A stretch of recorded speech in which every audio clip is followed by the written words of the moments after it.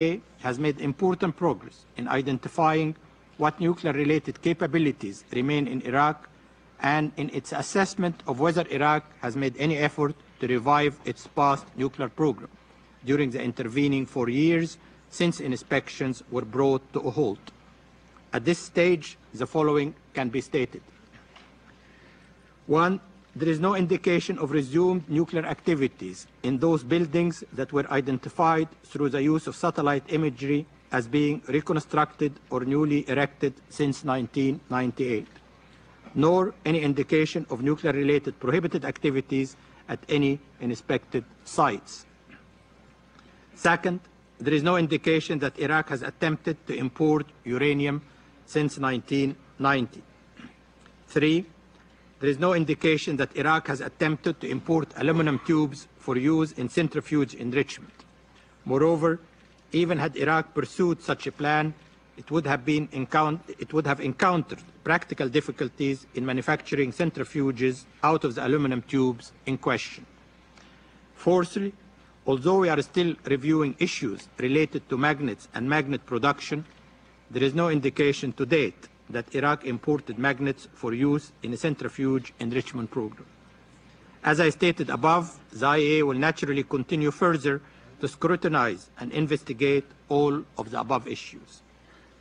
After 3 months of intrusive inspections, we have to date found no evidence or plausible indication of the revival of a nuclear weapon program in Iraq. We intend to continue our inspection activities, making use of all the additional rights granted to us by Resolution 1441 and all additional tools that might be available to us, including reconnaissance platforms and all relevant technologies.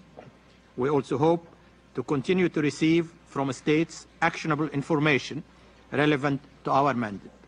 I should note that in the past 3 weeks, possibly as a result of ever-increasing pressure by the international community, Iraq has been forthcoming in its cooperation, particularly with regard to the conduct of private interviews and in making available evidence that could contribute to the resolution of matters of IAEA concern.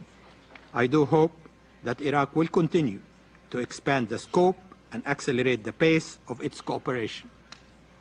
The detailed knowledge of Iraq capabilities that IAEA experts have accumulated since 1991, combined with the extended rights provided by Resolution 1441, the active commitment by all states to help us fulfill our mandate, and the recently increased level of Iraqi cooperation should enable us in the near future to provide the Security Council with an objective and thorough assessment of Iraq's nuclear-related capabilities.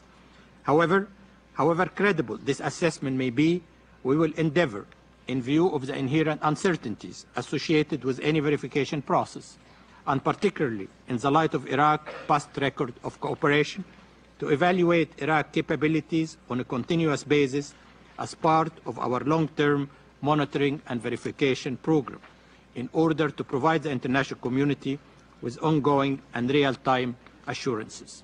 Thank you, Mr. President.